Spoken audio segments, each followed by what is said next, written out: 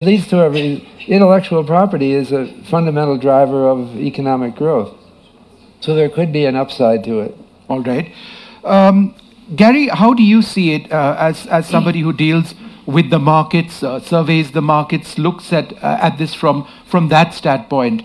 Are we, at the one level, we've had problems in emerging markets, for example, the direct linkage to a growing U.S. economy, the Fed rates being hiked, but that's stabilized a lot more. The prognosis is that even countries like Turkey and Argentina, which have faced strife over the last 1 year, would be somewhat better. India is projected to do reasonably well. So therefore, how do you actually see, let's talk a little bit about emerging markets. The threat of nationalism in the US, does it really pose that much of a challenge to emerging markets? Well, from the travels I go on, the difference I've noticed with the US-China issue is actually the ASEAN, the Asia-Pacific, looking for how it, what's their strategy for China? I think in prior visits, it was much more the influence of the US and the interaction with the US. Yeah. So I think that is a noticeable change, and I'm surprised quite how quickly that has come about, actually. I mean, generally, the clients I deal with don't like the US-China situation. They see it as a threat. I think your optimism is not something I've seen in other clients that I've spoken to. I think they see it, and I think the interesting thing as well, it's not just about trade. It's about IP, it's about technology, it's about data, it's about many other things rather than just trade. And I think we're in a world now that rather that countries look for a solution that benefits all, there's got to be a winner and loser in each of these scenarios, and that's what troubles me, and I think troubles organizations too, that who's going to win and who's going to lose. You can't see people compromising and coming to a win-win in these kind of situations. And I think that's a concern, and it's certainly a concern of my clients. Professor Rajan, is it a worry that some of the rhetoric that we see from the United States, from Trump specifically, is dangerous? For example, if you look at Turkey, a country which is trying to emerge economically from the problems which they faced and are, in a sense, struggling to do that. If you have the US president tweeting, and I quote, the US will devastate Turkey economically if Ankara decides to attack Kurdish groups in Syria. How does this help? Look, there is a language of international discourse that people are used to, and certainly President Trump doesn't adhere to that language. My sense is people adjust to that new language. I think the greater concern is not so much the language, but the process of US policy making, and whether the structures that are in place to create deliberate policy sometimes are broken down by these kinds of statements, observations. If you recollect, a few weeks ago, President Trump announced that the US was withdrawing from Syria. And of course, since then, we've seen some pretty strong backpedaling from the administration. So I think it creates a certain amount of uncertainty about what truly is on the minds of US policymakers, which is why typically presidents are hesitant to go ahead of the pack. But I think also the recipients tend to adjust for the fact that they've gotten used to a different kind of language from President Trump. Yes, some of them have started ignoring that as well. I don't think they ever get completely used to that kind of language. The thing that bothers me the most about Trump is when he used the words fire and fury with regard to North Korea. Now, it is North Korea, which is provocative then, but no one should ever use language like that, because people won't forget that. And they can't take that kind of threat into, they can't learn to say, oh, that's just the way he talks. Well, let's just hope it's rhetoric and nothing more substantial than that. Mariette, if we just focus a little bit on Europe and the entire Brexit situation, that's nationalism at another level. Some would call it bizarre nationalism. But it still represents a threat, not just to Europe, but I think the signals, and economically there could be linkages to other economies as well. How do you see that as a real problem going forward for economies around the world? So I think in Europe we are now faced with the UK in frankly, a political chaos. And we've talked about President Trump, we talked about trade wars, and I think all of this boils down to questions of governance and political leadership. And in the case of Brexit, I have hardly ever seen more irresponsible political brinkmanship, as we've seen from Prime Minister Cameron, who, of course, has long abandoned the scene, and the consequences are still there for the people. And I think the sadness is not only that the UK is leaving, because it's a lose-lose, I believe, for Europe and the UK, but also that the people who voted for Brexit will suffer the most from its consequences. And I can only hope that the lessons of Brexit, all of them, questions about political leadership and the absence of it, articulation of what could happen in the case of Brexit, which was really absent. We were discouraged as European politicians from getting engaged because we were presumed to be poor messengers for what European cooperation means. And now we can see letters in British newspapers every day from Germans, maybe the Dutch tomorrow, the French the day after, saying, we will miss you. We care about our relationship, not only economically, strategically, for security reasons, but people to people. The Brits were part of the allies that liberated our continent. That is a deeply felt connection, not only through modern day relations, but really also historically. So I think there are a lot of lessons learned, but it has also changed the dynamic for the rest of the EU 27 member states, where I see profoundly more leadership in terms of multilateralism, rules-based trade, which is what I believe this is all about. Yeah. It is about not only having rules of fairness on the books, but also a perception of fairness among the people, about the redistribution of the macroeconomic benefits that trade can bring if it's done well, and how it trickles down. So I'm a big believer in Europe stepping into the void that America leaves under Trump, and working with partners that are like-minded, such as India. I really believe there's an extraordinary opportunity, and I hope you all see it too, for closer cooperation between India and the EU. And I hope that there will be also leadership coming from India towards that, because in a time of geopolitical clashes and repositioning of great global powers, we cannot overlook the significance of India as a democracy and as a potentially stronger player in this whole space.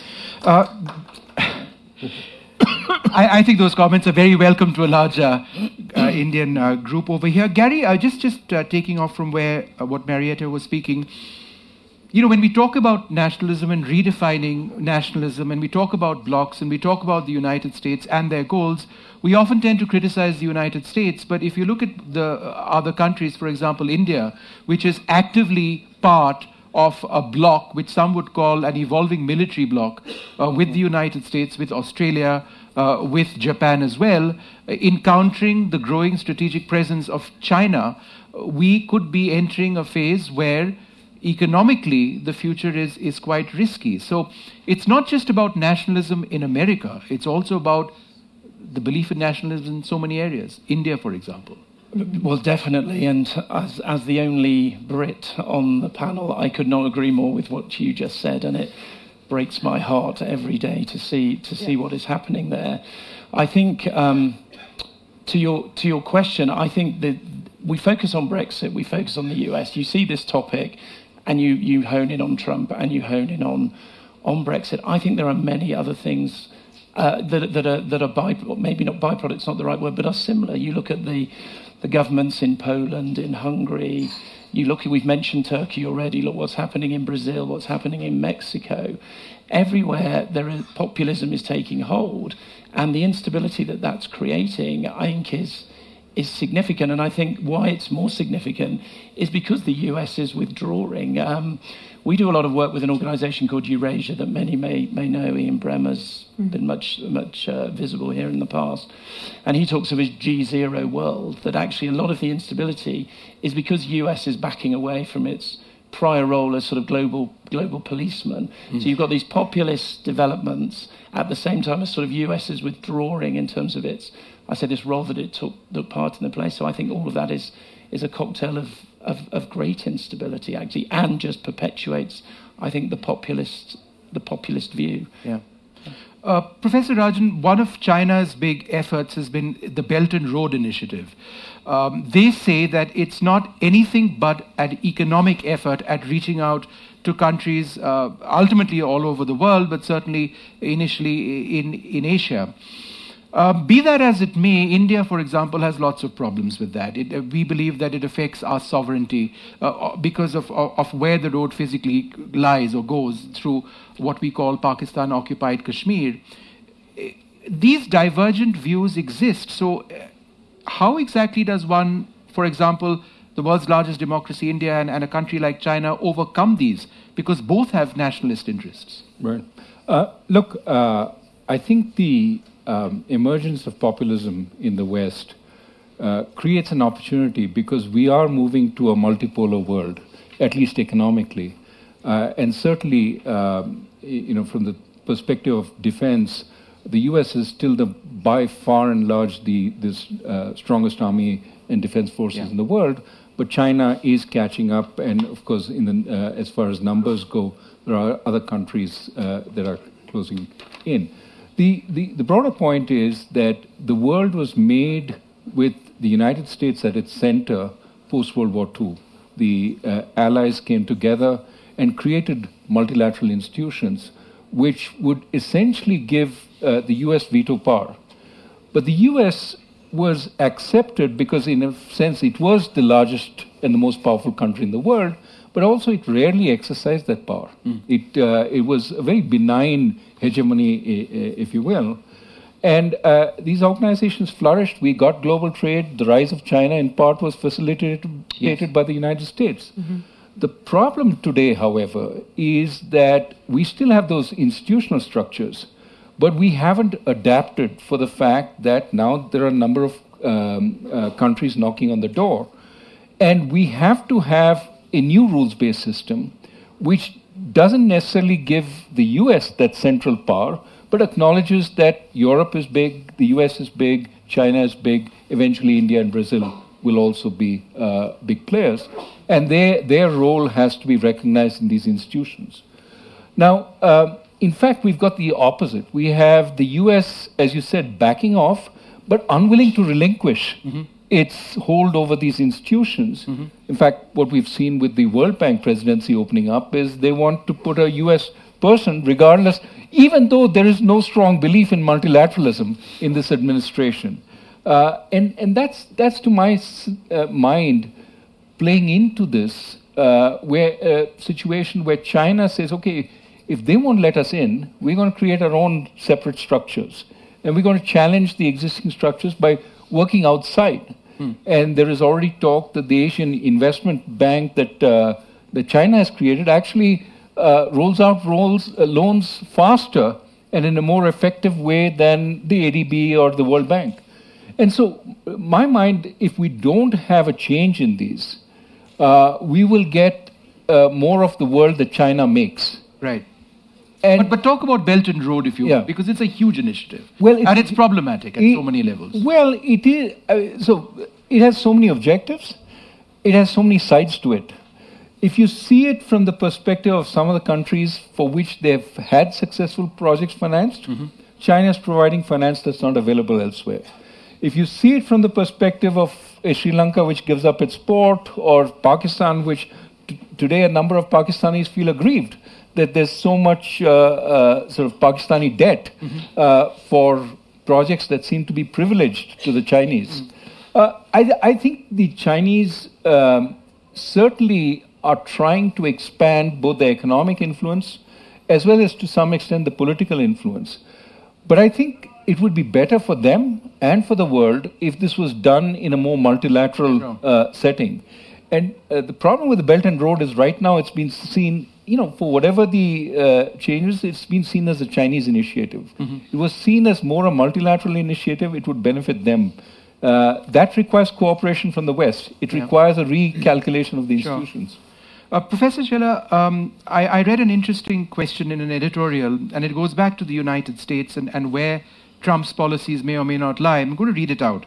Are Trump's policies a negotiating tactic for a better trade deal, or is it in fact a long-term effort at changing the global status quo? What's he doing? Well, I don't know that he knows where he's going, but he is good at judging audiences. And so at this point in time, as in many other countries, there are a lot of people who felt that their economic status, especially rural people, has diminished. And so he talks about putting tariffs that will revive the coal mining industry or the steel industry. That sounds like a long-term policy. But whether he thinks of it as long-term, I don't know. I don't know that he thinks that far ahead. All right, I'm going to change focus to another big issue. And Marietta, if you can help me out on this, which has come up at the World Economic Forum, sustainable development. If you go through the global risk report of WEF, it's interesting because in the immediate impacts that they're looking at and in the long-term impacts at number 2, it's all about climate change. This is not the case, say, 10 years back, when the focus of WEF in terms of risks being identified was linked to trade and other issues. The reason I bring this up in this context is because when we talk about nationalism and the US versus China versus India and other nations, we forget about something that brings us all together in a bad way. Isn't this essentially the big link, the environment, that needs to bring countries together? Oh, it absolutely should be. It absolutely should be, and I believe we need to be humble in the most developed nations, like the European countries, because, frankly, if all people in the world would like to have the level of consumption that our citizens have, the problems would exacerbate massively. I was in Delhi last week, and I was already shocked now by the levels of pollution. I know it's a cliche, but it's really tangible, and it's problematic for children growing up there, and for them to develop, into healthy adults, etc. So we definitely have to find solutions, and we need to see leadership. So I'm happy that, for example, the European Union has decided not to engage in trade agreements with countries that do not sign up to the climate agreement, the Paris agreements, for example. So I believe, and this is also, I think, a good way to look at trade and trade agreements and trade rules. It's not static. We can guide it into the direction that we believe we need to go as we learn about the threats to humanity, to our biodiversity, to sustainability, etc., our water quality, our air quality. We need to also leverage our economic and political way towards achieving these higher standards. I mean, we don't think about production the same way that we did 100 years ago. What we thought was acceptable 100 years ago in terms of what jobs people had, but also the health risks involved, we don't find acceptable again or anymore today. And I believe we need to go much further in using new technologies and new insights from science, new facts that we've learned to actually steer our own behavior in a better direction. Yeah. Gary, would you like to come in on this? The fact that a lot of people would, in the developing world, particularly in countries like India and Pakistan, to a lesser extent Bangladesh, would say that, look, we have misplaced priorities if we are talking about nationalism when we don't have the political will to change anything in terms of the environment. You visited Delhi. I live in Delhi. Yep, I've got, Marietta, 2 kids, both on the nebulizer. And this is the way it is every single winter, right, without change. The first line of treatment for children in New Delhi by the best pediatricians is often, right, I see, let's move to mild nebulizing. This is, in Europe, for example, very much a last course of treatment. Yeah. So my question actually to you, Gary, is, are we missing the boat in terms of what we need to be looking at if you're talking about real nationalism, where people are affected? Yeah, well, I think your point about being the developed world needs to be more humble about this. If you're actually going to solve this, it's very easy, isn't it? India has obviously signed the Paris Accord, but that threat and that need to, when you've got real children struggling, that brings it home how serious this is and how critical, it needs to be resolved. I struggle, though, with because any of the solutions that are talked about they're long-term, aren't they? They're not going to resolve the child who's ill now. I mean, one of the other angles that I get involved in conversations around is if you like, corporations' role in this. So, companies use fuel, they create, obviously the issues that are manifesting here. So, finding ways to, within the financial markets, to give credit to those corporations that, pursue more attractive climate-related approaches versus those who don't. Again, it's a small step, but it's a step in the right direction. So I think business has a role to play here as well. Sorry. No, I just wanted to add one thing which I forgot to say, very much related to nationalism. Because one thing is for sure, these problems cannot be solved by single nations alone. Yeah. And anyone who's promising that is lying to the people, and I think that is irresponsible. So that's one thing I think is really important. The second thing that I want to flag here for those who are not following the debates in Europe in great detail is that I worry that the debate about climate change and tackling it and taking responsibility in the most developed countries is becoming a discussion of class. It's becoming a discussion of who can and who cannot afford the consequences of measures that need to be taken to protect the environment. So for governments, this is another very big challenge, to convince people to take difficult measures that are seen to be, which I don't think they have to, and I think there's many ways to address it, but seen to be framed to be also by the nationalists as an attack on poor people who are going to be taxed for isolating their homes and saving energy, or who are going to have to pay more for meat consumption, for example. So we really have to be mindful of the inequality debate merging with the climate change debate in developing countries, and very much becoming a tool for nationalists, which will stagnate progress in addressing these very urgent issues even more. I think one of, and this is my last set of questions before we go across to a handful of questions from you, global inequality, that's such a key part. And let me ask you this, just a few days back, Oxfam released its global inequality report. Here we are talking about high nationalism. We're talking about the great wealth of China and the United States and the way forward there and their geostrategic concerns. But aren't we forgetting that in this environment, in a place as rich as Davos, we sometimes miss the point about how the rich are getting richer and the poor are getting poorer. This has been statistically backed up. The number of billionaires, for example, in India has gone up tremendously. But if you look at the proportionate availability of wealth, the poor in a country like India, and this is true all across the world, is just a fraction of what the rich earn. Isn't this the biggest problem when it comes to nationalism? It is a defining problem for our age. And the problem is that the history of governments shows that they don't readily, in the past, take actions against rising inequality. So there was a book a few years ago by Shiv and Stasavage that looked at, I think, 20 countries extending as far back as 200 years with data on inequality. And they tested the hypothesis that countries will be more redistributive. They'll raise the taxes on the rich and redistribute to the poor if inequality gets worse. But what they found out was that isn't true at all. For a wide array of countries, they do nothing to alleviate inequality. What happens? So how is it that we have high taxes on the rich in some places? It happens because of war, according to them. It's always the same story. We're fighting a war, men are dying, your rich people have to contribute to this effort. And the rich have no ability to stop it. They're morally obligated to. So they raise taxes during the war, and then they slowly let taxes decline. But it takes years for them to go back down on the rich. So given that pattern, we have to find some way of changing this pattern. So I have a small proposal that was in my book, Finance and the Good Society. I think governments now should be making plans for what to do in the future. I'm talking like 10, 20 years in the future, if inequality gets worse.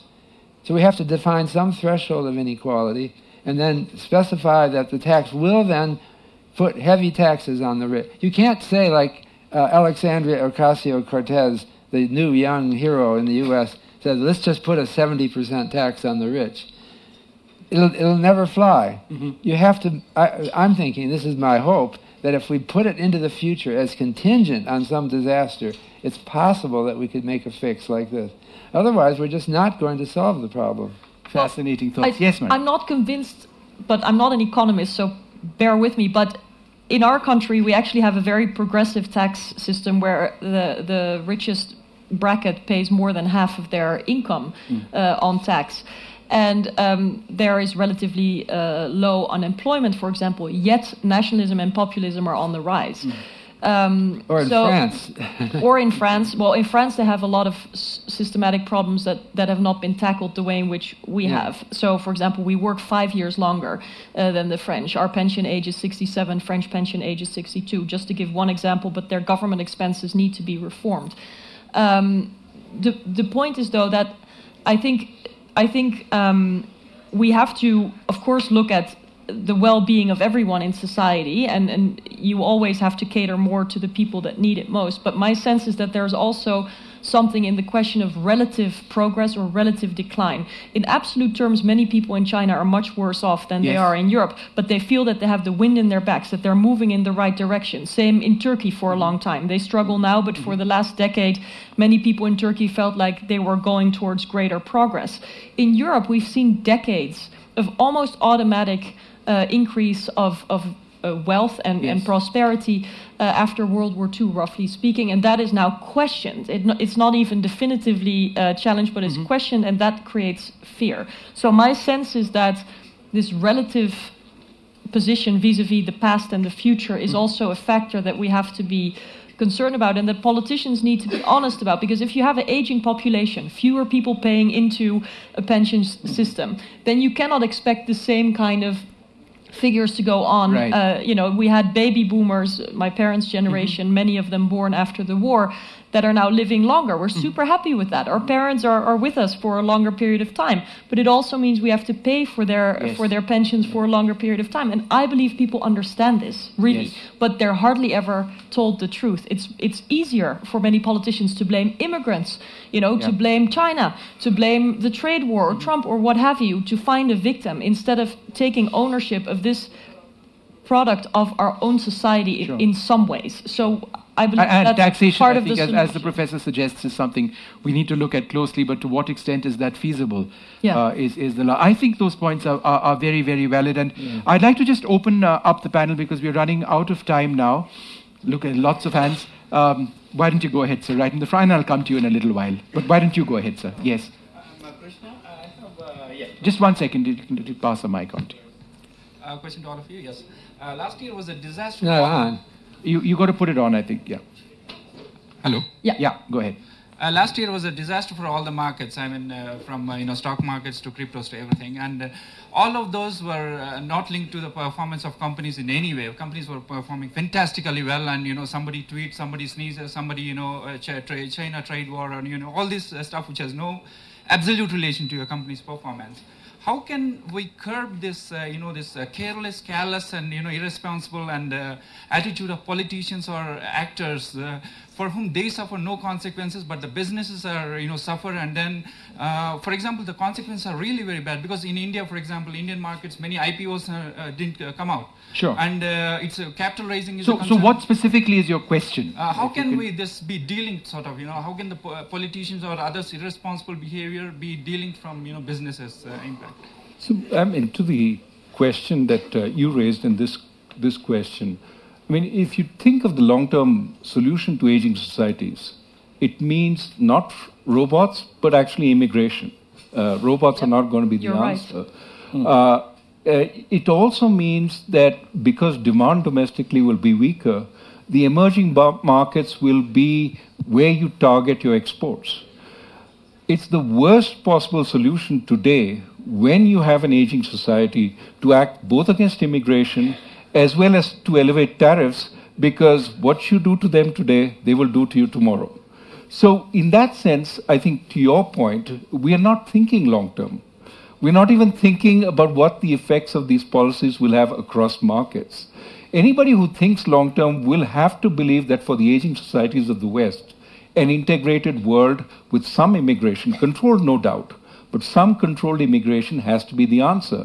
And you would start preparing your societies for that. That's not happening. That's not even being talked about. Immigration is a problem, not a solution. Trade is a problem, not a solution. Of course, this varies country by country, but I'm just bringing out some of the broad populist. By politician too. I think that's politician important. By politician. It's a real battle. Exactly. But and this is where I think the inequality issue that Bob pointed out has to also be taken into account. That we don't face these problems together as a country. we face it as a divided set of things. Some people bear more of the brunt, other people get more of the benefits. So even as we think of these as potential solutions, we also have to make sure that it's win-win across various segments of society. That, to my mind, is the single biggest challenge. How do you make those gilets jaunes believe that, in fact, climate change is their enemy also? Mm-hmm. How do you make them believe that there is opportunity in trade? And I think this requires a revisiting of government, not looking at the aggregate, but looking at how it affects specific communities, specific localities. And that's the change we need. Sure. Go ahead. Yeah.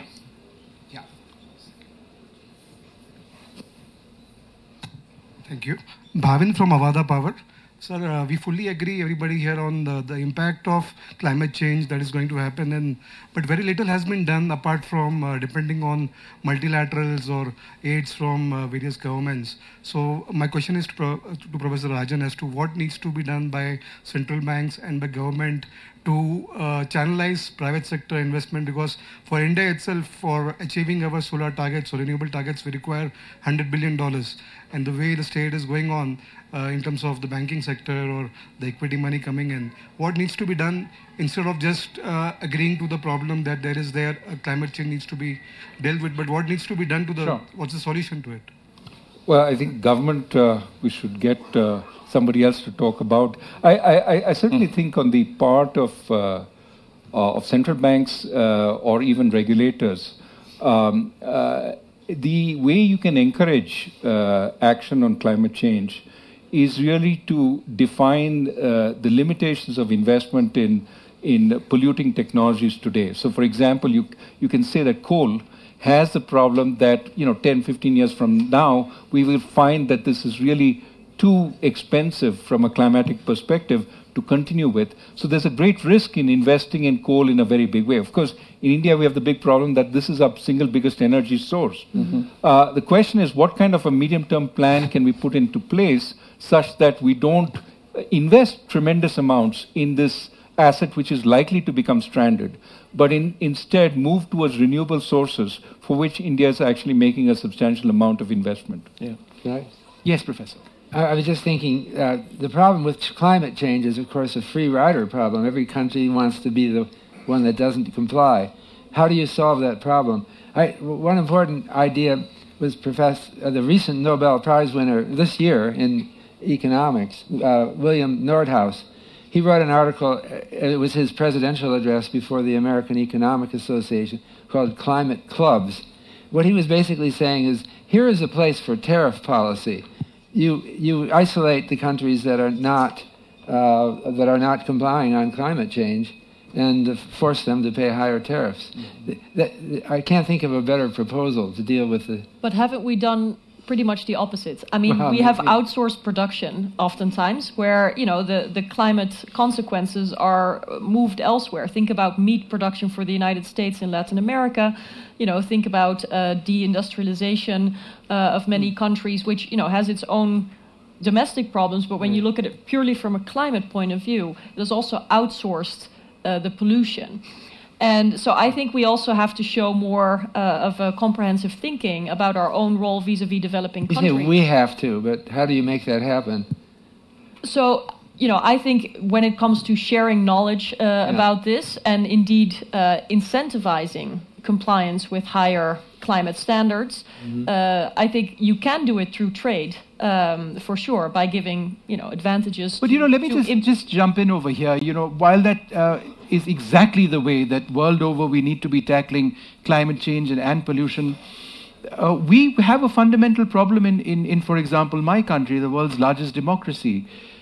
Pollution is not a political issue. People do politics and win elections on entirely different grounds, even though 1 in 8 people dying in India die of air pollution. This is a statistical fact. It's coming out now. Yeah. In the past, people die, they die of a heart attack, they die of a stroke, they die of other ailments. But the linkage between air pollution and that is coming out now is any political party in India going into the elections in a few months raising this as a political issue. Why is this not the world's biggest political issue? So the point that I'm trying to make over here is that we all believe we need to improve the environment, but we end up just killing ourselves because nobody's willing to do anything. People are used to living with this horror. It's the way it's quote-unquote always been. But it's how does one change that mindset? It's not just education of children. It has to be a political effort. And politicians need to understand that. If they don't, then we all die. Unfortunately, in India, that's the way it is. Our lifespans are suffering. Yes. And that's a problem of a democracy. In China, which isn't quite as democratic as India, they've fought pollution in Beijing. They've fought pollution in Shanghai through very harsh initiatives. Here we can't shut down basic industries. So I think the point I'm trying to make is that there are different strokes for different folks. And unfortunately in India, none of these strokes appear to be working. It's not a political issue. No one cares. Any other questions? We've got time for exactly two. Yes. Oh, you go ahead. Sorry, I meant to come to you. So, some form of economic nationalism always existed. And let's be honest that this is not something new. After 2008, a large number of countries, including India, corrected their inverted duty structures. Yes. Which means we reduced the customs duties on spares and components, increased it on imported products. That was economic nationalism to promote manufacturing. But when that happened, the customs duties on imports went up for all countries, not for a targeted country. So my question is harmonized nationalism, economic nationalism, which is harmonized, not a better demon to manage than country-targeted nationalism, whether it is India, China, or US, China, or Brazil, Israel, or so on? Gary, would you like to talk? Well, you've been sitting silent for a while. Yeah, it's a good question. I think, you will see a number of events I've been to here have been talking in terms of trade, actually the reduction in trade as technology enables more to be done localized, so more to be done where the customer is. So you don't need as much, what we've been talking about, you could see reduce because actually you can do more where the customer is, which kind of is a bit like your harmonized nationalism. I like that term because as I mentioned earlier, my concern is the way things are going at the moment, there has to be a winner and a loser every time. And as long as that exists, you're never going to reach a place which is a win-win, which I think someone mentioned earlier, what's been effectively the post-war, led by the US has been the US was happy to help and support Europe in the main, and others too, emerging markets to grow, and all benefited. But now we're in Putin versus West, Erdogan versus everyone is pitted against each other, and it's someone has to win and someone has to lose. And I worry about that, and how until you change that dynamic, I struggle to see how you can get to your perfect world, if you like. Yeah. All right, ladies and gentlemen, I'm going to actually ignore you, sir. I'm so sorry. We are completely out of time. We've had a wonderful session with some of the finest minds in this area. And I think when we look at nationalism, we need to look at it from so many standpoints. And I'd like to thank all of you very much for bringing out all of those views. And thank you very much for engaging us today with your questions as well. Amit. Thank you very much, Vishnu, and thank you very much, panelists. Now, it's not often that one gets a dream panel like this together. So now I would seek your indulgence for 1 minute, and I would ask all the people from the organizing team, from the Economic Development Board of Andhra Pradesh, KPMG, and the IdeaWorks team to please come on stage for a picture. Thank you for your patience, audience. Quickly, please, quickly, people have to leave.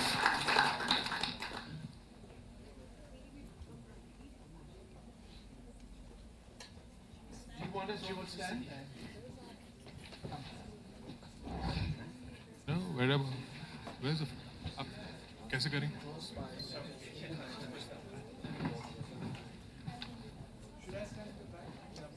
No, I thought I'm a little over time for you. Sorry.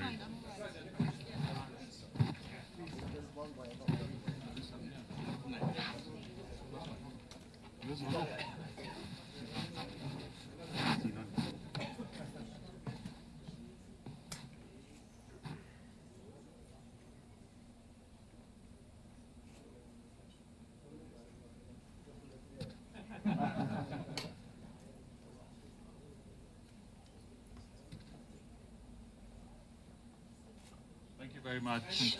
Thank you very much. Thank you very much, audience. Thank you very much, panelists. Thank you very much, Vishnu.